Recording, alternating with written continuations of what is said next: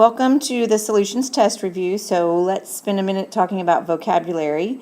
There are less than 6 math problems on this test, and so you are going to need to study the definitions very thoroughly. We had you do the list for Parker points. If you didn't do that list, then I highly suggest at the bare minimum you do the definitions that we have listed on the review. I suggest you do all of them, but at the bare minimum do the ones that are listed on the review. The first section of this review is about the properties of water. Some of the things that we did in Water Olympics wants to know what the properties are. We know that water has a high boiling point, has a relatively low freezing point. We talked about cohesion and adhesion. Remember, cohesion is where the water particles want to stick together with each other.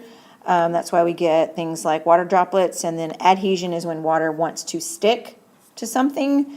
For instance, when water beads on the car, it sticks to the car. It doesn't just roll off because it has an attraction for it. We need to know that ice floats because it is less dense than its liquid form. It has a high molar enthalpy of fusion, high surface tension. I didn't list it here, but it also has a high specific heat, meaning it takes a long time for it to heat up, but it also takes a long time for it to cool down. That's why our waterways don't get very, very hot or very, very cold when the temperature outside is really hot or really cold. The next question says, what leads to the high boiling point of water, the surface tension, and the open framework present in ice that makes it less dense? All of those properties can be explained by hydrogen bonding. Remember, hydrogen bonding is whenever we have a polar molecule and we have one side that's slightly positive and one side that's slightly negative. And then, of course, hydrogen bonding is with highly electronegative things. And in the notes, we drew a picture, so make sure you refer back to that, where we drew a picture of the oxygen having lone pairs of electrons, and the hydrogen on the nearby molecule is attracted to that, and it forms those hydrogen bonds. And remember, hydrogen bonds are the strongest of the intermolecular forces. And then the last one wants to know why is water the universal solvent? And it is because water is polar. Remember, this is what we drew it like, hydrogen, and we have our oxygen with our 2 lone pairs of electrons. And because of that, this side is slightly negative, this side is slightly positive, and so that's why it is a polar molecule. And so because of that, it can dissolve other polar items and then also ionic ions. And so because of that, it dissolves a lot of things. It's hard to actually keep good pure water because it is such a good solvent that things like to dissolve in it. Types of mixture is the next section on your review, and again, this is when those definitions are going to come in handy. It wants to know what is a mixture of metals, and the solution of metals we call an alloy. And we talked about examples of brass and bronze being alloys. Remember, those are homogeneous mixtures. Remember, homogeneous means the same throughout, uniform in composition. You can't tell the difference. And then, of course, heterogeneous, we talked about how that was different in composition or not a uniform composition. Things like chicken noodle soup, sand would be an example of a heterogeneous mixture, or granite would be an example of a solid heterogeneous mixture. Then it wants to know within mixtures, explain how you would be able to tell the difference between a solution and a colloid, and what is this called. And we talked about it in class, where if you shine a beam of light through a solution, it does not scatter light, meaning you can't see it pass through. But if it's a colloid, it does scatter the light, and you can see the beam traveling through the colloid. And we talked about fog, the difference between driving on a clear night when you couldn't see the beams of the car, and then on a foggy night, if you turn the beams on, you could actually see the beam of light traveling through the fog because fog is a colloid. And that is called the Tyndall effect, and I've underlined that because that's another one of the definitions you're required to know. And the Tyndall effect, again, is the scattering of light by colloid particles. All right, so we had this table to fill in concerning the differences between solution, colloids, and suspension. And so the type of mixture for a solution is homogeneous. It has a small particle size, and it cannot be separated by filtration. And remember, when we're talking about solution, the solute is what's being dissolved, and the solvent is what's doing the dissolving. A colloid is a heterogeneous mixture. Their particles are intermediate in size, and they can't be filtered out. And then the last one, suspension, is heterogeneous. It has very large particles, and it can be filtered out. And remember, a suspension the particles will settle out if it's not continuously stirred or agitated. And then I have this little side note right here concerning the particles of colloids.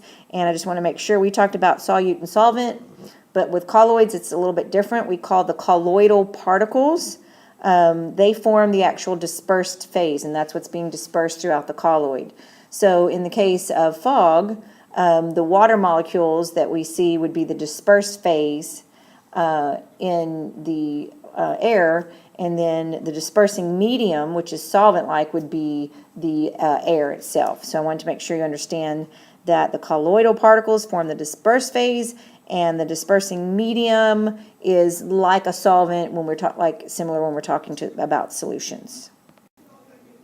All right, the solution process. What 3 ways can you increase the rate of dissolving a solute? In class, we talked about heat it, crush it, stir it. The whole goal to increase the rate is to increase the amount of solute and solvent particles that are interacting with each other. The more interactions, the faster it will dissolve. By heating it, of course, anytime we heat anything up, the temperature, the speed of the particles increase, and so as the speed of the particles increase in the solvent, that means they're going to be moving around faster, so more interactions. Crushing it is about the surface area. The smaller the surface area, or the more surface area, I guess, by having smaller particles, I guess is a better way to say that, means it would dissolve quicker. In class, we use the example of if you're putting some sugar in your tea, granulated sugar, which we usually have in our sugar bowls, will dissolve much quicker than the old sugar cubes that our grandmas like to use or that we like to feed the horses, because the solute has to dissolve layer by layer. And then the last way was stirring it or agitating it. And by stirring it, of course, we're increasing the speed of the particles by moving it around manually ourselves. But if we didn't stir it and we just put the sugar in there without stirring it, what would happen is the layer between where the solute and the solvent were interacting, the solute particles would build up really concentrated right there, and then it would be harder for some more solute to be dissolved because you would be concentrated right there at that little layer. And so that's why we have to stir it so we can put fresh solvent particles in contact with our solute particles. The next thing says explain the difference between saturated, unsaturated, and supersaturated solutions. Remember when we're talking about these and we were talking about our solubility curves, it's always per 100 grams of solvent. So if we were talking about water, this would be how much could dissolve in 100 grams of water. Saturated contains the maximum amount at that temperature. Remember, they are temperature dependent. So at the maximum amount, you're saturated, meaning you can't put any more.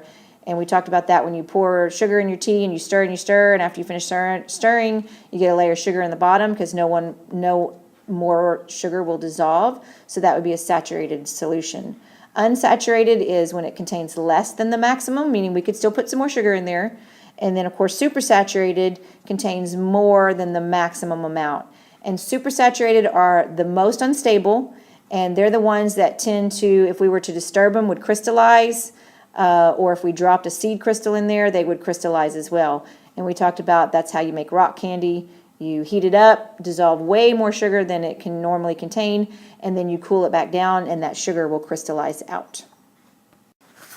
All right, so for the test, you need to be able to read the solubility curve, which we did a worksheet over. And so here is the solubility curve that we're going to be looking at. And let's just answer these 2 questions about it to make sure we understand how to read it. Remember, it's always per 100 grams of water that we're dissolving it.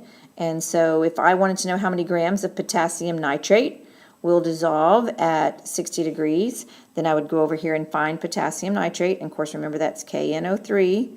And I would find potassium nitrate, and I would find 60 degrees, and I would come up here and I would follow 60 degrees until I got to potassium nitrate, and I would see that it is 110 grams of potassium nitrate would dissolve in 100 grams of water. The next question is asking at 70 degrees, if 40 grams of potassium chloride were dissolved, what type of solution would that be? So I'm going to come over here to say 70 degrees right here, and I'm going to see where 40 grams lands, and it's right there. And of course the line for potassium chloride is up here, and so since I am below the line, I would have an unsaturated solution. And remember, if it is on the line, directly on the line, then that is considered to be saturated. So anywhere of these line at those temperatures is saturated. If it's below the line, it's unsaturated. And of course, if it's ever above the line, then it's supersaturated. So an example of that would be, let's go back to that KCl. And if I had dissolved that 40 grams at 70 degrees, which is right here, but then I cooled down that potassium chloride to the freezing point, I would be above that KCl line. So now my solution would be supersaturated and it would be very unstable. Explain what like dissolves like means. When we're referring to like dissolved like, we are referring to the polarity of the molecule. If something is polar, it's going to dissolve other polar things and also ionic, and we talked about that a little earlier. That's why water is such a good solvent, because it's polar. So not only will it dissolve other polar molecules, but it will also dissolve ionic. And the reason that they go together is because, remember, polar has a slightly positive and a slightly negative end, and so they're attracted to not only other molecules that way, but they're attracted to ionic compounds. Because remember, when ionic compounds dissolve in water, they ionize or dissociate and break apart, and so then you've got positive and negatives being attracted. And then nonpolar doesn't have a charge, a slightly positive or a slightly negative, and so it will only dissolve other nonpolar things. And so that's the reason that, say, oil and water don't mix, because water is polar and oil is nonpolar, so they do not mix. All right, so what is molarity? It is moles of solute over liters of solution. We oftentimes will abbreviate it mole over L for moles over liter. Now we're getting to the problem part of our review, so I want you to pause the video and you work the problems and then restart the video to see if you worked it correctly. All right, so how'd you do? Remember, when you're doing these kind of problems, when you're solving for grams, if you'll remember that volume in liters times molarity is equal to number of moles, and then once you get to that point, you can multiply by the molar mass. So I took 1 liter, I multiplied it by the molarity, which was 3.50 moles per liter. Of course, the liters cancel out here and here, and I was left with 3.5 moles of H2SO4. And so then I take that moles and I multiply by the molar mass of H2SO4, which is 98.09. And then when I do that, of course, my moles are canceled out, and I'm left with 343.315. But of course, I need 3 significant figures, because that has 3 and that has 3. And so my final answer would be 343 grams of H2SO4. Again, make sure you pause the video and work this problem yourself. Please don't just watch me work the problem. You need to try to work it yourself to make sure that you understand how to work it. This really should just be a way to check yourself.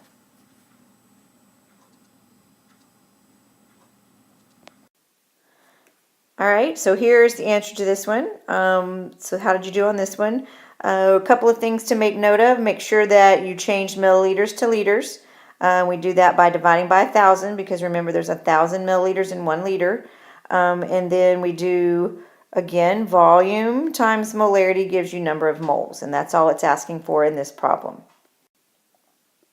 This problem is asking, what is the molarity of a solution if I dissolve 26.42 grams of the ammonium sulfate in enough water to make 50 milliliters. Remember, these little numbers these numbers are supposed to be little in these. It's just that for some reason this program won't do that. So pause the video and work the problem, and then come back and see if you got it correct.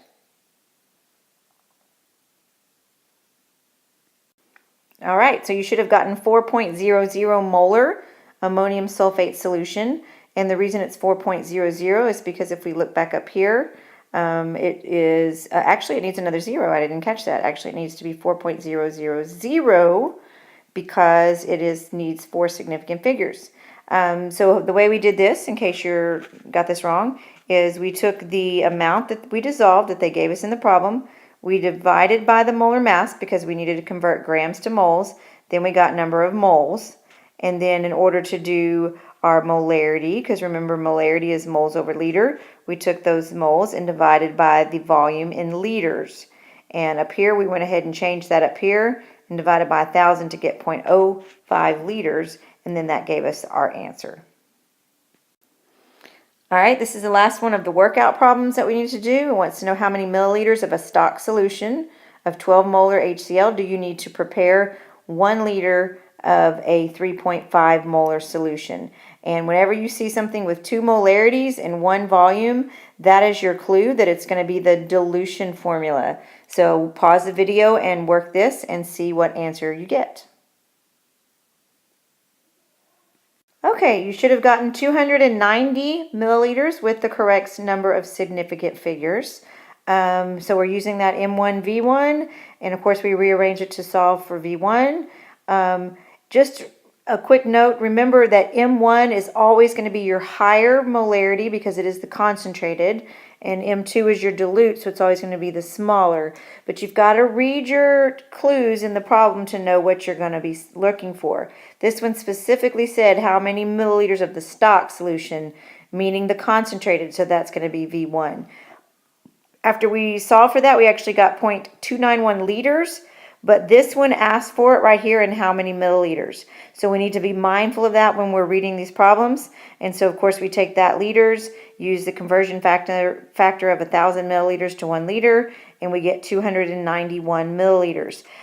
Because of this right here, we require 2 significant figures, and so that answer would actually be 290 milliliters.